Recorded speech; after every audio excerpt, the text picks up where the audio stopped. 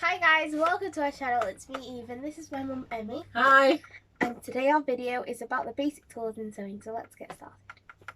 So the first thing that we have is a sewing box or a sewing bag, and we chose this one. Yes, I have got, it's a little bit heavy. I've got a toolbox, and the reason I've chosen a toolbox, just closes, becomes one small box, smaller, but all my stuff here are in there. As you can see inside, loads of my sewing tools that I need during sewing, and whenever I finished, I just put it away. And this is a toolbox. It's a standard toolbox that you can get from any hardware shop or DIY shop. This is another thing you can keep all your sewing stuff in. This one looks more like a basket and it has a pincushion lid on top. So it can be anything really. You can even use a biscuit tin. You can use any sewing box from different shops. Yeah. So what's next on the list? So the next thing we have is this a pins and pincushions. Yeah, pins and pin cushions. Again, different type of pins and pin cushions. We're going to start with the pin cushion first. As you can see, Eve has on her wrist one that's easy. We have it with you at all times during sewing. Another one with baskets, with a little basket, sorry. And I've got this one here with a little pockets here on at the bottom. Eve made this one for me.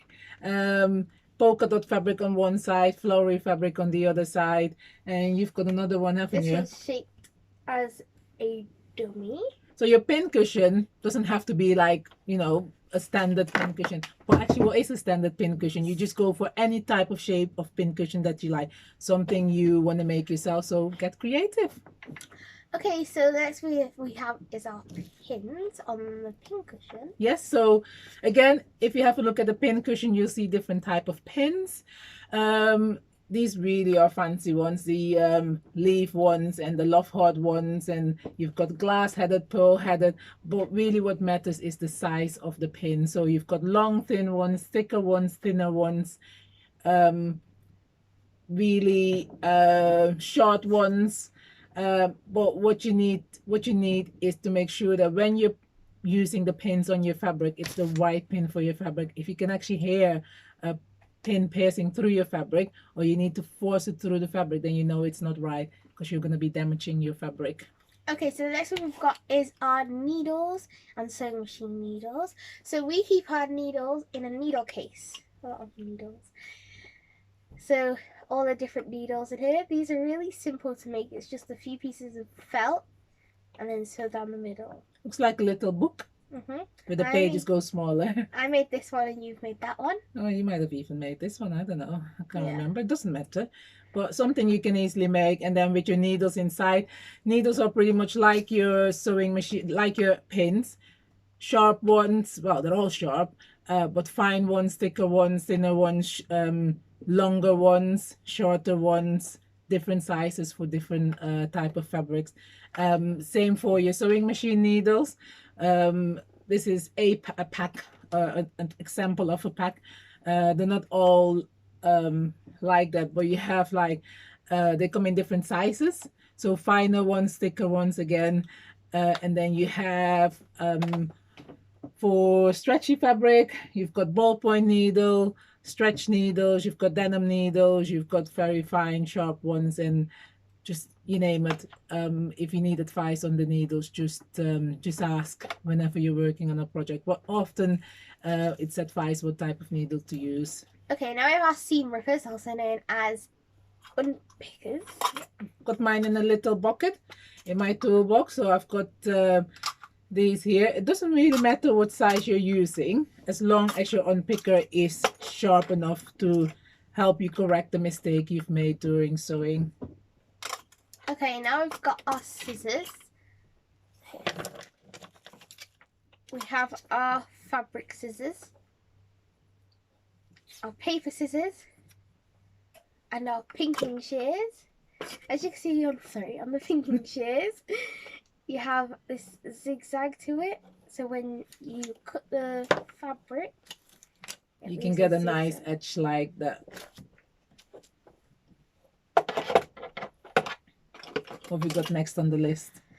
We have measuring tapes. Yes. Which we already have all around the neck, as you can see.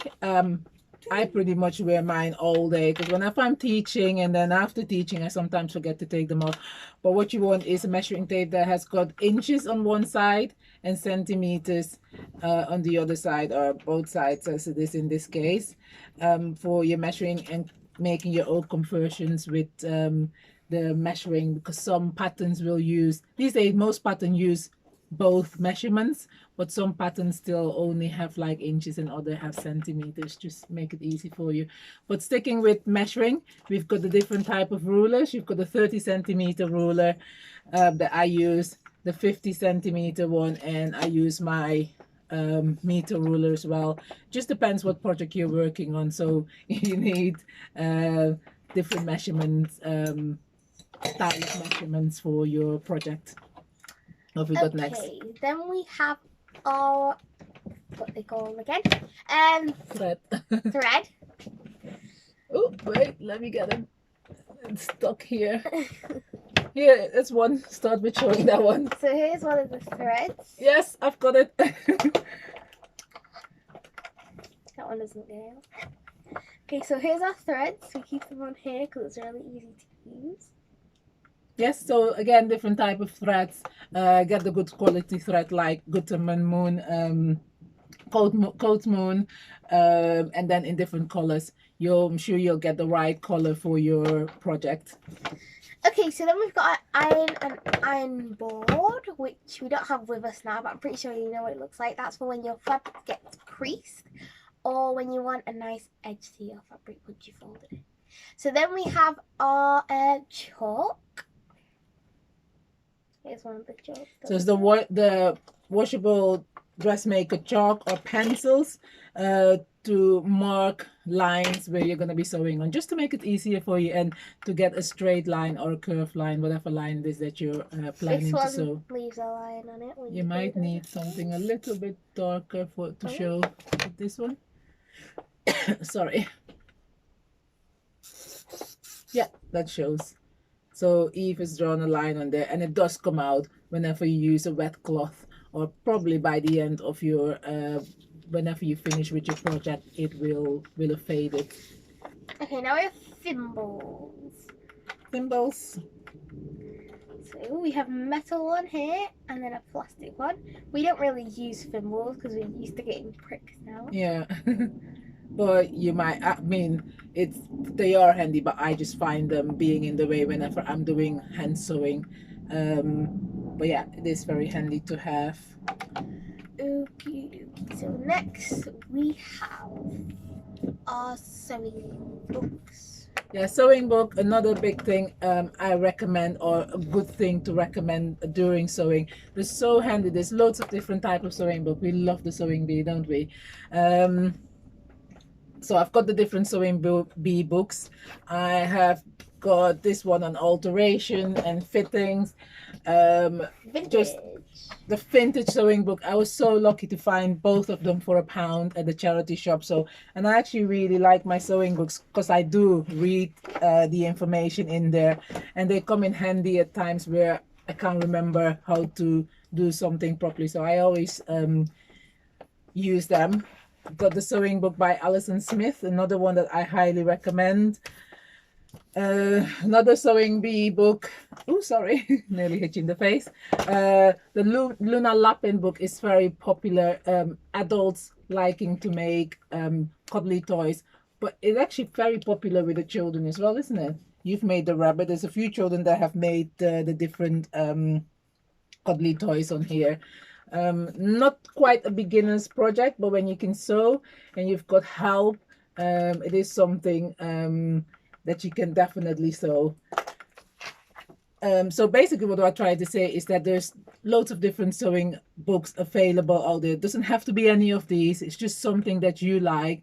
Even doll's clothes. There's one there, the doll's clothes there, Eve, for making doll's clothes. If that's what, let's say you've got children and they want to be making doll's clothes. There's a lot of hand sewing in here. Also recommended. It's a fun project, isn't it?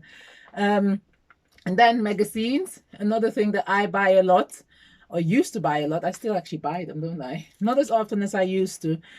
These are two magazines that I work often with.